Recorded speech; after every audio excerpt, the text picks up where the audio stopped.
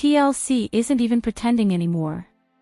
Kody Brown's so-called redemption arc is now openly being marketed as an apology tour. There's practically a schedule attached to it: Janelle 1 week, Christine for 2 consecutive weeks, and Mary to close it out.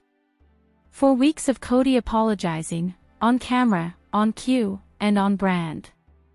And yes, many fans were right to be skeptical. This isn't organic. It's not spontaneous. It's a storyline, one carefully constructed because the show has a problem: no one wants to interact with Kody anymore. The women have moved on. They're happier. They're not fighting for his attention. And that's boring television. So instead of letting that reality exist, TLC does what it always does: pulls everyone back together to manufacture tension. Conflict drives ratings, and reconciliation threats drive even more. Especially when there's a chance emotions will explode on camera. Kody isn't on a tour to express genuine remorse. He's on a tour to perform apology. And there's a critical difference between apologizing and actually being sorry. An apology can be scripted. Regret can be staged. Accountability, however, cannot, and that's the one thing missing here. In truth, it would probably be healthier if he didn't apologize at all. These women didn't ask for it. They don't need it. They've already moved forward. This tour isn't for their healing, it's for his image. Of course, Robyn had to be looped in. Not because it was necessary, but because she must always be part of the narrative. According to McKelty, Kody needed to explain himself to Robyn before meeting privately with his ex-wives. Why? Because Robyn sees these women not as co-parents, not as family, but as former sexual partners and, therefore, threats. That framing alone says everything. If Robyn is truly secure in her monogamous marriage, why would she view these women who have clearly and repeatedly said they do not want Kody, as sexual competition? Christine is remarried. Janelle has zero interest. Mary is emotionally done. Every interaction is filmed. And yet, the implication remains: distrust runs deep. This mindset also exposes something darker. If Robyn reduces these women to people Kody used to sleep with, then where does that leave the children? Are they collateral damage in a jealousy-based power struggle? Is this insecurity part of why Kody's relationships with his kids have deteriorated so badly? McKelty makes it clear she doesn't see one villain, she sees two. Both Kody and Robyn played roles in the family's collapse. One moment that deeply hurt her was learning Kody had been in North Carolina, just hours away, without telling her. She said she would always notify her father if she were nearby, even if their relationship was strained, just so he could see his grandchildren. He didn't do that for her. To McKelty, that silence spoke volumes. She also questions the sincerity of the apology tour itself. Kody has already said he won't apologize for things he doesn't personally believe were wrong. He's apologizing selectively, strategically, and largely to stop people from criticizing him publicly. That's not remorse. That's damage control. A real apology, as McKelty points out, would center the hurt party, not the offender's ego. It would acknowledge harm, accept responsibility, and make space for rejection. Kody's version does none of that. The tour exists to rehabilitate his image, not to repair relationships. One of the most striking insights comes from a viewer named Ashley, who shared a detailed psychological analysis of Kody and Robyn's dynamic.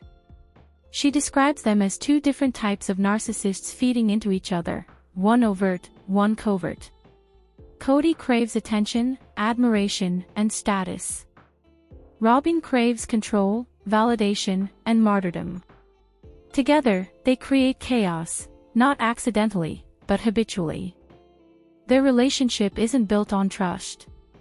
It's built on fear, insecurity, and image management. Kody sees Robyn as a trophy, a symbol of success.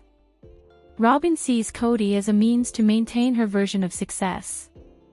Neither of them prioritizes emotional accountability. And while it's tempting to blame Robin for changing Kody, the truth is simpler and uglier. He was always like this.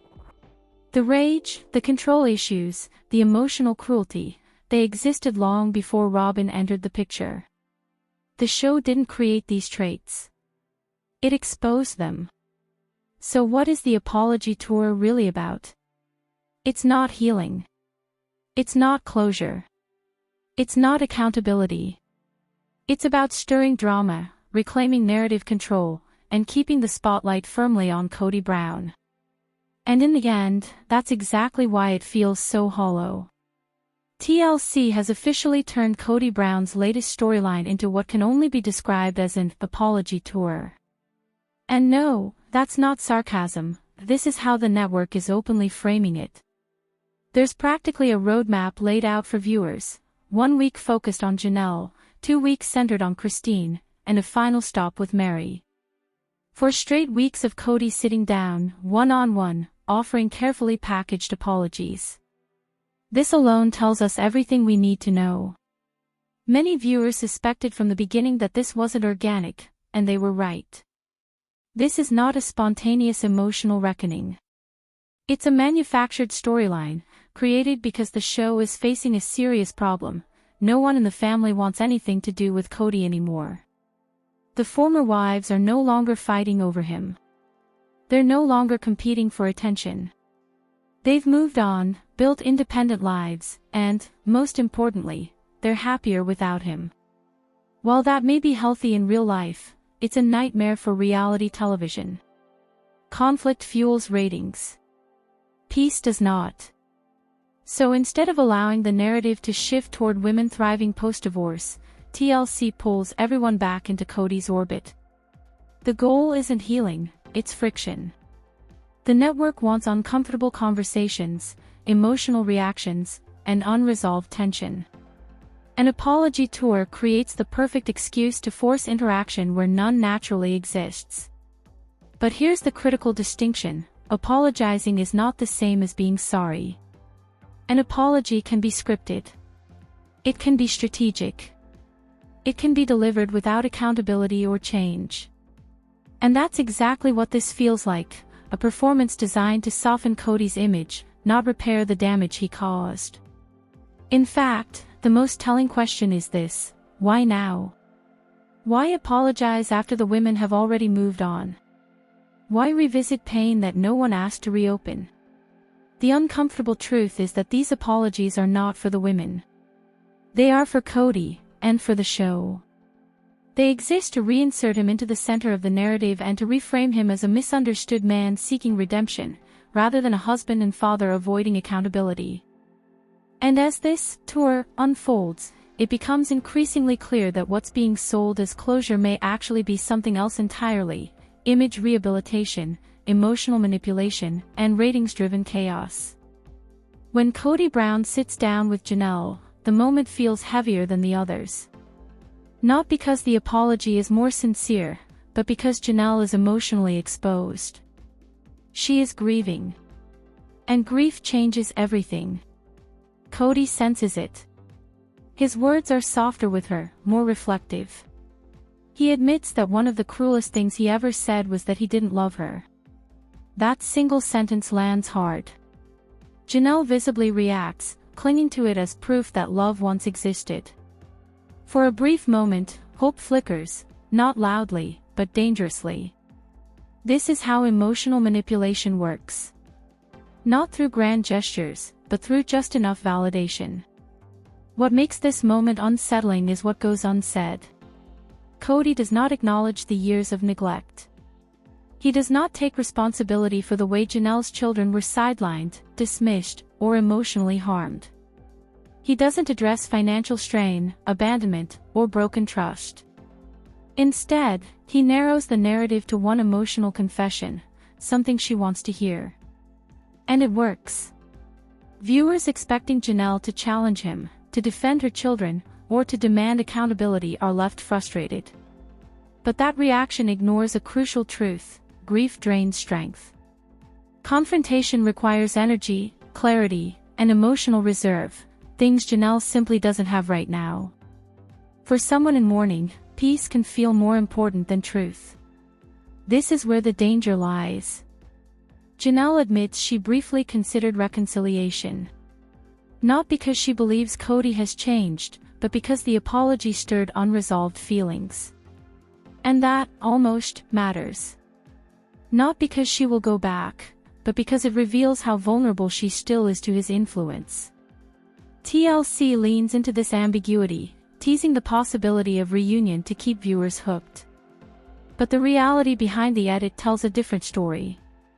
Janelle's life is already moving forward, physically, emotionally, and spiritually, away from Kody. She is building a new home. She is redefining family on her own terms. These are not the actions of a woman preparing to return. Kody, however, benefits from the confusion. By keeping his intentions unclear, by never stating whether this apology is about closure or reconciliation, he maintains emotional control. Vagueness keeps the door open, and that door is power. In the end, the scene with Janelle is not about forgiveness. It's about timing. Kody speaks when she is weakest. He apologizes when she is most susceptible. And while she ultimately chooses not to return, the emotional disruption serves his purpose. The chaos is back. The doubt has been planted. And once again, Kody Brown walks away having taken more than he gave, leaving emotional fallout behind him. As Kody Brown continues his apology tour, a clear pattern begins to emerge. His remorse has limits. He chooses what to apologize for, and more importantly, what to ignore. That selective accountability becomes most obvious when the conversation turns to the children. Kody repeatedly frames his pain as the central issue, positioning himself as the misunderstood victim of broken relationships. But he avoids addressing the long-term emotional impact his actions had on his kids. The estrangement didn't happen overnight, and it didn't happen without cause. It was built through years of absence, favoritism, and emotional volatility. Instead of acknowledging this, Kody blames bad communication, outside influence, or disloyalty. Accountability is diluted, scattered among excuses. The result is an apology that sounds reflective on the surface but hollow underneath. The contrast becomes even sharper when compared to the men who have stepped up where Kody did not. Christine's husband, David, has been vocal about showing up consistently for children, not as a performance, but as a responsibility. His actions highlight what accountability actually looks like: reliability, emotional presence, and follow-through. This comparison is not flattering for Kody. At the time these scenes were filmed, Kody had been largely absent from one of his minor child's life, emotionally and financially. Child support payments began years after the separation, despite his public claims of devotion to family. The legal case was eventually settled quietly, but the damage had already been done. What makes this particularly disturbing is Kody's refusal to connect these realities to his fractured relationships with his children. He treats the estrangement as a misunderstanding rather than a consequence. And without recognizing cause and effect, there can be no repair. Janelle, Christine, and Mary all understand this on some level, even if they express it differently. Their children learn to protect themselves by creating distance. That distance isn't cruelty, it's survival. Kody, however, views that boundary as betrayal. This mindset reveals the core issue behind every failed apology. True accountability requires centering the people who were harmed, not the person offering regret. It requires accepting that forgiveness may never come. Kody cannot tolerate that uncertainty. He needs reassurance, validation, and control. So he apologizes in a way that keeps power in his hands. By the end of this stage of the apology tour, it becomes clear that reconciliation was never the real goal. The goal was narrative control, to reshape public perception and soften criticism. And while the apologies may momentarily confuse or emotionally unsettle the women, they do nothing to rebuild trust. As Kody Brown's apology tour continues, one presence looms quietly but powerfully in the background: Robyn Brown. While she rarely speaks directly in these moments, her influence is unmistakable. Every attempted reconciliation seems to pass through an unspoken filter: how it will affect Robyn. Kody has made it clear, both on and off camera, that he no longer believes in plural marriage. His emotional, romantic, and practical commitment is centered solely on Robyn. That reality makes every apology to his former wives feel contradictory. If reconciliation were truly possible, it would threaten the only relationship he still values. And Robyn knows this. When asked whether she would welcome another wife back into the family, her hesitation speaks louder than words. There is no enthusiasm, no sense of shared healing, only discomfort. The idea of restoring past relationships doesn't feel like growth to her, it feels like loss. This insecurity drives much of the tension. Robyn's position in the family was built on exclusivity. She was the wife who was protected, prioritized, and defended while others were criticized and discarded.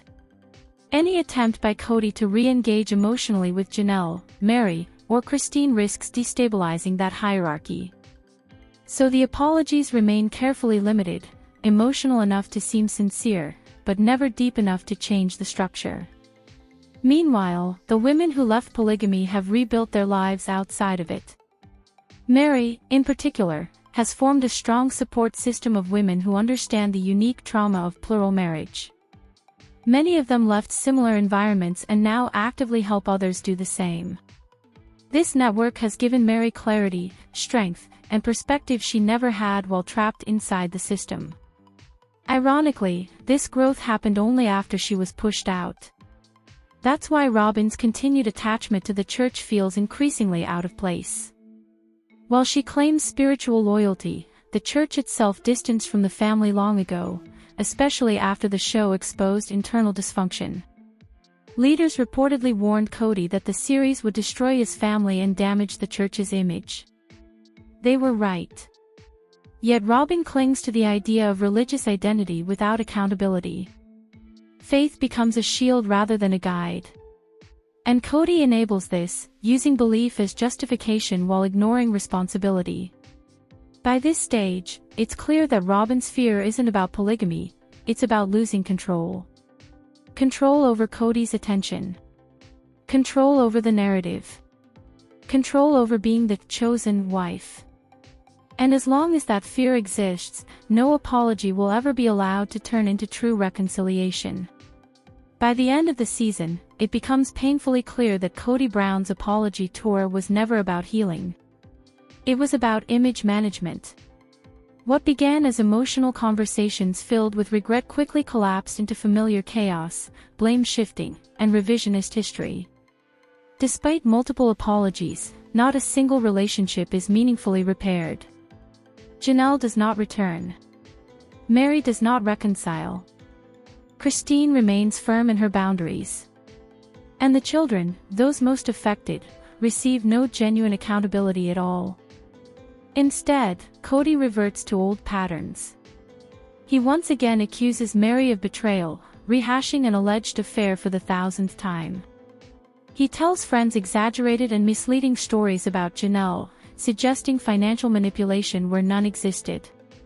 Conflict becomes his refuge, because chaos allows him to avoid responsibility. The tell-all only reinforces this reality. Rather than reflecting, Kody lashes out. Anger replaces remorse. Victimhood replaces growth. Any progress made during the apology tour evaporates the moment his control is questioned. Meanwhile, the women move forward without him. Janelle pursues independence and closure through a spiritual release, choosing peace over confusion. Meri continues to heal with the support of women who truly understand the cost of polygamy. Christine builds a stable, loving family life grounded in consistency and accountability, values Kody repeatedly failed to provide.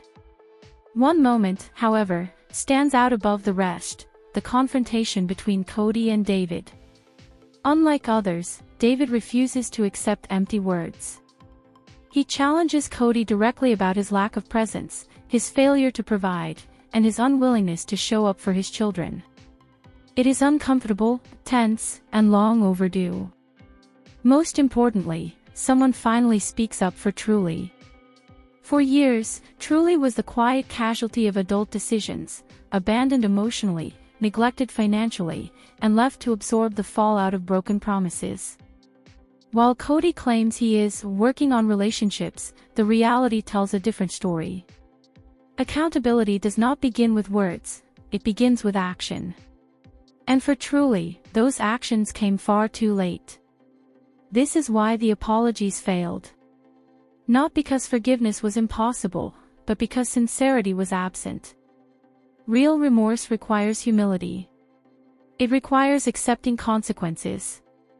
It requires centering the people who were hurt, not the ego of the person apologizing. Kody Brown never made that shift. And so the season ends where it began, fractured, unresolved, and heavy with the truth that some bridges don't burn, they collapse from neglect.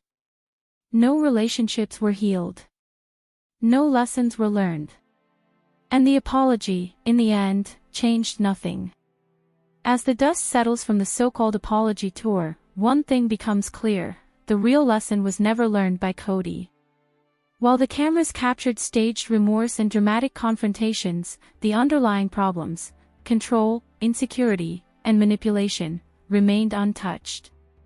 Robyn's influence over him remains powerful.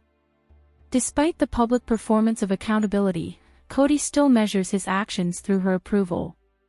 The patterns that fans have seen for years, blame shifting, selective apologies, and the obsession with appearance, continue to dominate his behavior. McKelty's commentary echoes loudly: the issues are two-way. Robyn's controlling tendencies exacerbate Kody's worst traits. She frames past relationships in terms of sexual threat rather than shared parenting. This dynamic keeps Kody trapped in a cycle of defensiveness and performative behavior, making genuine growth impossible. Meanwhile, the women and children move forward without him.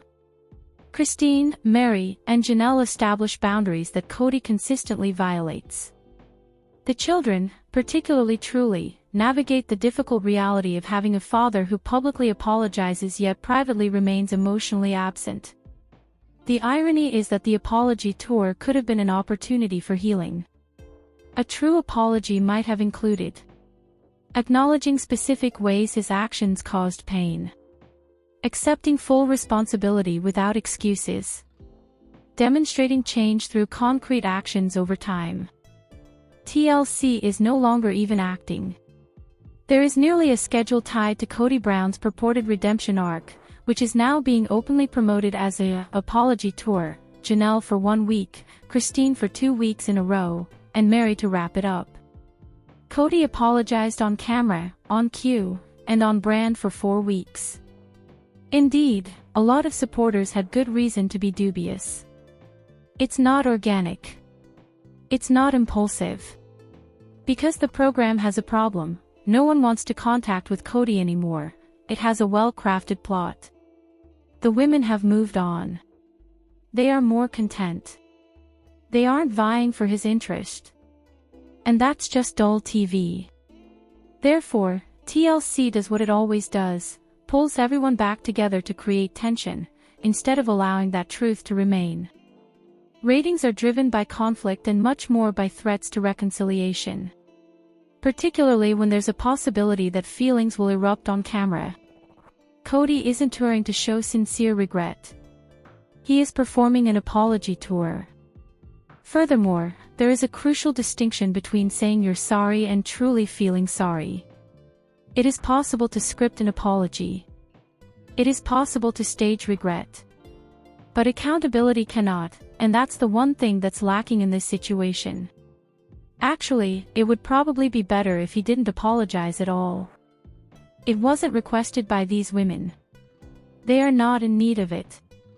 They have already taken action. This tour is for his image, not for their recovery. Robyn had to be included, of course. She has to be a part of the story at all times, not because it was required. McKelty claimed that before having a private meeting with his ex-wives, Kody had to give Robin an explanation. Why? Because Robin views these women as potential dangers rather than as family members or co-parents. Just the framing says it all. Why would Robin see these women who have stated repeatedly and unequivocally that they do not want Kody, as sexual rivals if she is genuinely content with her monogamous marriage? Christine got married again. Janelle is not interested at all. Mary has had enough emotionally. Every exchange is captured on camera. However, the message still stands: mistrust is pervasive. Something sinister is also revealed by this way of thinking. What will happen to the kids if Robin dismisses these women as people Kody used to sleep with? Are they collateral damage in a power battle motivated by jealousy? Does this insecurity contribute to the severe decline in Kody's relationships with his children? McKelty makes it apparent that she perceives two villains rather than just one. Robin and Kody both contributed to the breakdown of the family. Finding out that Kody had been in North Carolina, only a few hours away, without telling her was one instance that caused her great pain. She stated she would always notify her father if she were nearby, even if their relationship was bad, just so he could see his grandchildren. That was not what he did for her. That quiet said a lot to McKelty.